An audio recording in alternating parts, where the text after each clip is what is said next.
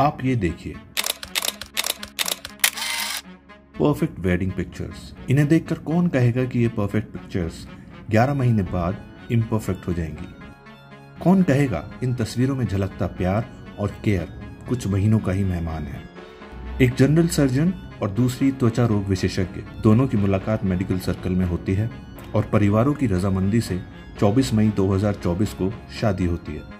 शादी में पैसा, रुतबा और प्यार सब था, लेकिन इस प्यार भरे रिश्ते में 1 साल के भीतर ही मौत की आहट दस्तक देने लगी और अंत में उस आहट ने उस बसे बसाए घर को उजाड़ दिया।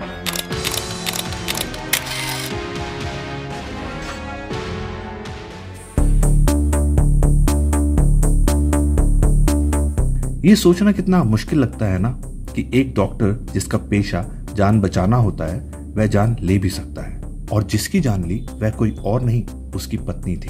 और जानते हैं उसका कसूर क्या था? क्यों उसे अपनी जान गंवानी पड़ी?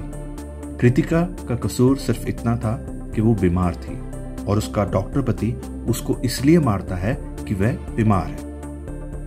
26 मई 2024 डॉक्टर महेंद्र और डॉक्टर कृतिका की शादी बेंगलोर में बड़े धूमधाम से होती है।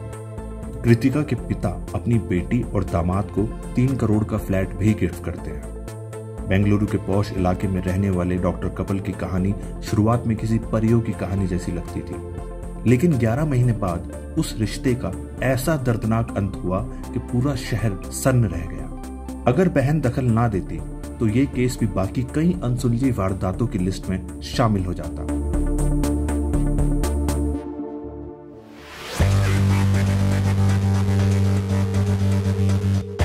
डॉक्टर कपल की शादी के 11 महीने बाद 24 अप्रैल 2025 की सुबह डॉक्टर महेंद्र रेड्डी ने अपने ससुराल और रिश्तेदारों को फोन कर बताया कि कृतिका बेहोश है और वो उसे अस्पताल लेके जा रहे हैं। रिश्तेदार भागे भागे अस्पताल पहुंचे। वहां पहुंचकर पता चला कि 28 वर्षीय कृतिका की मौत हो चुकी है। डॉक्टर्स ने बताया कि उनकी मौत नींद में हुई।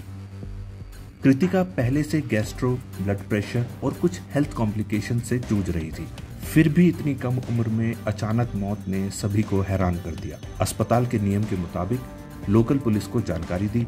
एक मेडिकल लीगल केस दर्ज हुआ। डॉक्टर महेंद्र रेड्डी और उनके परिवार ने यही कहा कि कृतिका बीमार थी, उसकी मौत नेचुरल है। पुलिस ने जब पोस्टमार्टम की बात की तो सबसे पहले महेंद्र ने उसका विरोध किया। उन्होंने खुद के पेशे का हवाला देते हुए ऐसा करने से मना कर दिया। डॉक्टर महेंद्र रेड्डी ने कहा, मैं सर्जन हूँ, अपनी पत्नी की कंडीशन जानता हूँ, पोस्टमार्टम की जरूरत नहीं। यहाँ तक कि कृतिका के पिता भी मान गए कि चीर फाड़ की कोई जरूरत नहीं है, लेकिन कृतिका की बड़ी बहन अड़ गई।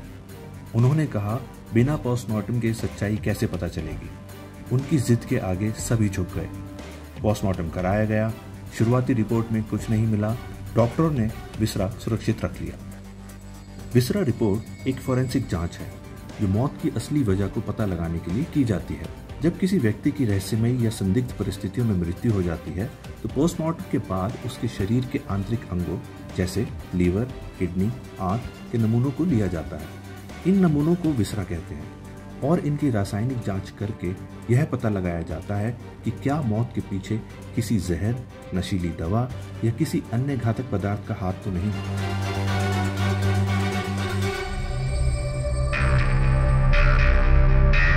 ये मामला धीरे धीरे ठंडे बस्ते में चला गया। 6 महीने बीतने के बाद विसरा रिपोर्ट आ गई। यही कहानी पलट गई। रिपोर्ट में प्रोपोफोल नामक तत्व की भारी मात्रा पाई गई, यानी वही रसायन जो एनेस्थीसिया यानी बेहोशी की दवा में होता है। अब यह बात साफ हो गई कि डॉक्टर कृतिका को इंजेक्शन से एनेस्थीसिया दिया गया था और वह भी जानबूझकर, क्योंकि उस रात सिर्फ पति पत्नी ही थे। शक की सुई महेंद्र पर टिक गई। कृतिका के परिवार ने रिपोर्ट के आधार पर केस दर्ज करा दिया। पुलिस ने महेंद्र को गिरफ्तार किया। पुलिस की पूछताछ में सर्जन पति टूट गया। उसने बताया, शादी के कुछ महीनों बाद ही तय कर लिया था कि कृतिका को मार दूंगा, लेकिन ऐसा तरीका चाहिए था जिससे किसी को कोई शक ना हो। 21 अप्रैल को जब कृतिका के पेट में दर्द हुआ तो उसने छोटी डोज दी। 22 और 23 अप्रैल को भी वही किया, लेकिन 23 अप्रैल की रात उसने इतनी भारी डोज दी कि सुबह तक कृतिका की मौत हो गई। अब पुलिस का सवाल था कि आखिर ऐसा क्यों किया। अपनी ही डॉक्टर पत्नी की जान क्यों ले ली? पुलिस की पूछताछ में पता चला कि डॉक्टर महेंद्र रेड्डी को गुस्सा था। उसे लगा कि परिवार ने शादी से पहले उसकी मेडिकल हिस्ट्री छिपाई। कृतिका को कई बीमारियां थी, उसको गैस्ट्रो की दिक्कत थी, ब्लड प्रेशर था, उसको लेकर बार बार अस्पताल जाना पड़ता था। महेंद्र को लगता था कि उसे धोखे में रखकर बीमार लड़की से शादी कराई गई। इसी खुंदक में उसने अपनी पत्नी को जहर देने की साजिश रची, एक ऐसा जहर जो डॉक्टर के इंजेक्शन से दिया गया था, और 6 महीने तक किसी को भनक तक नहीं लगी। कत्ल की साजिश बहुत शातिर तरीके से की गई थी। मौत इतनी नेचुरल दिखी कि पुलिस भी महीनों तक चुप रही। इस पूरे घटनाक्रम के दौरान कृतिका की बहन निकिता का बयान भी सामने आया। हमें अपनी बहन की मृत्यु के दिन से ही शक था। हमने पोस्टमार्टम की मांग की थी, लेकिन महेंद्र ने ड्रामा रचते हुए कहा कि वह कृतिका के शव को कटते हुए नहीं देख सकता। विसरा रिपोर्ट ने सारे राज फाश कर दिए। महेंद्र रेड्डी की परफेक्ट साजिश को उसकी ही मेडिकल जानकारी ने एक्सपोज कर दिया। अब पुलिस के पास विसरा रिपोर्ट, महेंद्र का इकबालिया बयान और हत्या का मकसद सबूत के तौर पर मौजूद है। पुलिस इस मामले की गहन जांच के बाद कातिल डॉक्टर के खिलाफ चार्जशीट दायर करने की तैयारी में है। Evidences which have been collected till now point out to the hand of his husband, of her husband. 31 साल के महेंद्र रेड्डी ने अपनी 29 साल की पत्नी को एनेस्थीसिया की ओवरडोज देकर मार दिया। है ना ये परेशान करने वाली बात? लेकिन ये हकीकत एक ऐसी हकीकत को दर्शाती है जो हम इंसान झुठला नहीं सकते। यह जताती है कि आज इंसान कितना इंटॉलरेंट हो चुका है किसी दूसरे इंसान के प्रति। इस केस में 3 एंगल निकलकर सामने आए। पहला, डॉक्टर महेंद्र ने बताया कि वह गुस्सा था अपनी पत्नी के घर वालों से, क्योंकि महेंद्र के अनुसार कृतिका रेड्डी की बीमारी के बारे में उसको नहीं बताया कृतिका के घर वालों ने। दूसरा, ये बात भी सामने आई कि महेंद्र अपने ससुर से पैसा लेकर हॉस्पिटल बनाना चाहता था। तीसरा, एक्स्ट्रा मैरिटल अफेयर होने का भी शक जाहिर किया जा रहा है।